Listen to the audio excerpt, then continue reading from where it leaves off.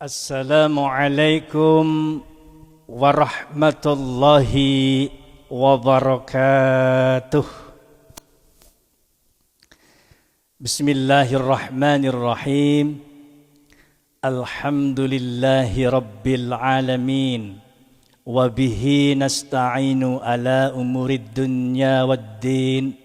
Wassalatu wassalamu ala asrafil anbiya'i wal mursalin. Wa ala alihi wa sahbihi ajma'in.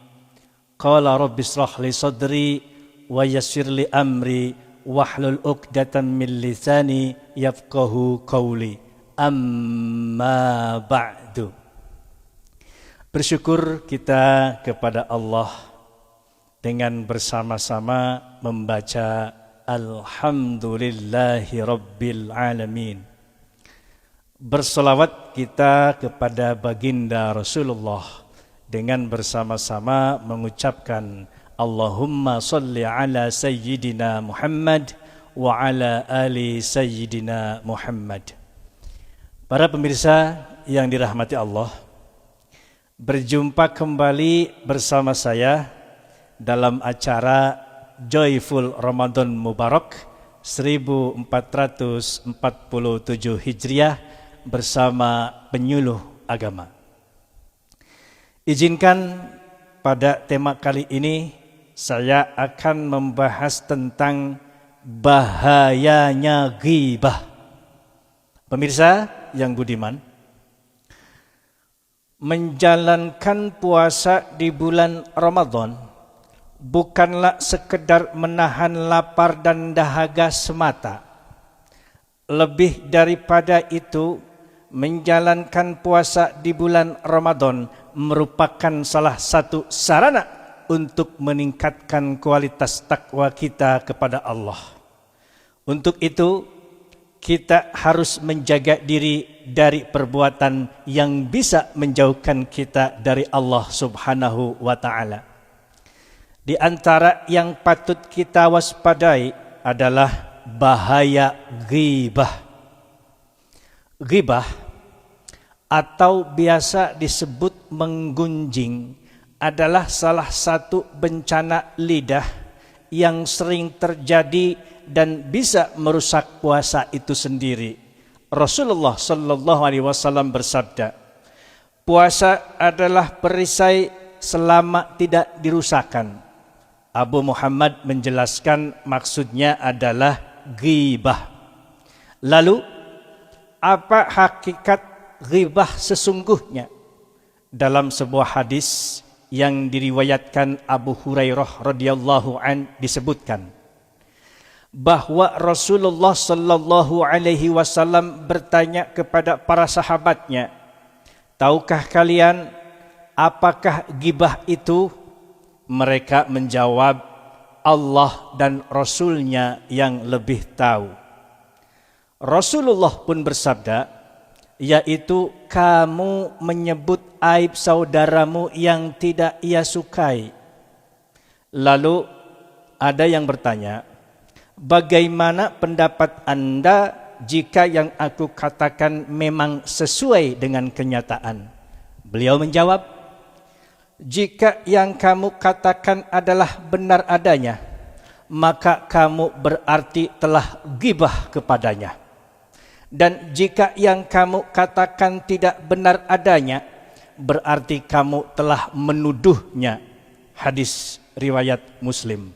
Pemirsa rahimakumullah, begitu banyak ayat Al-Quran maupun hadis yang melarang dan mencela perbuatan ghibah ini.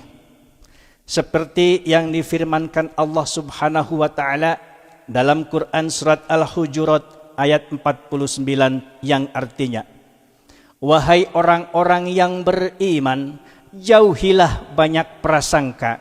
Sesungguhnya sebagian prasangka itu dosa, dan janganlah kamu mencari-cari kesalahan orang lain, dan janganlah ada di antara kamu yang menggunjing sebagian yang lain. Apakah ada di antara kamu yang suka memakan daging saudaramu yang sudah mati? Tentu kamu merasa jijik. dan bertakwalah kepada Allah, sesungguhnya Allah Maha Penerima Taubat, Maha Penyayang. Di dalam Quran surat Al-Hujurat ini sudah mengingatkan kita agar menjauhi prasangka buruk. Jangan mencari-cari kesalahan dan kejelekan orang lain. Karena apa yang kita sangkakan belum tentu kebenarannya. Di samping itu, diri kita belum tentu lebih baik dari orang yang kita jelek-jelekan tersebut. Au kama qala Roma Irama fi dangdutihi. Mengapa kau suka membukakan aib sesama? Kesana kemari kau cerita keburukannya. Semut yang di seberang lautan jelas kelihatan, tapi gajah di pelupuk mata tiada kelihatan. Keterlaluan. Janganlah kau sibuk mencari kelemahan orang.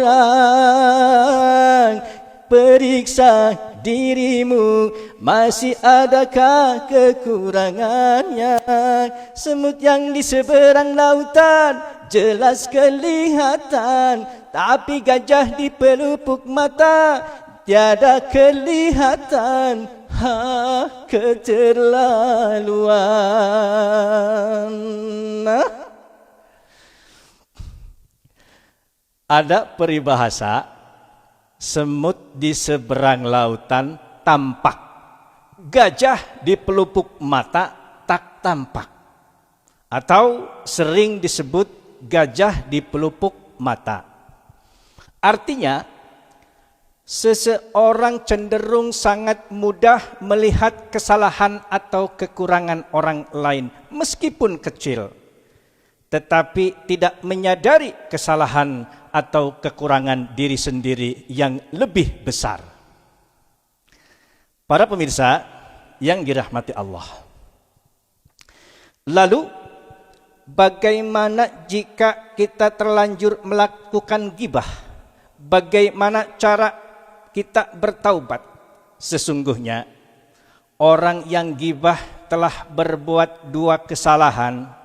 Pertama, kesalahan kepada Allah karena dia telah melakukan hal yang dilarang oleh Allah Subhanahu wa taala, maka ia harus menyesali dan beristighfar memohon ampunannya.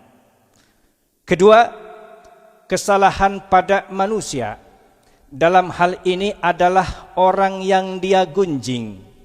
Jika gibahnya telah diketahui orang yang dia gibahi, maka ia harus mendatanginya, menunjukkan penyesalan dan meminta maaf serta meminta dihalalkan kesalahannya.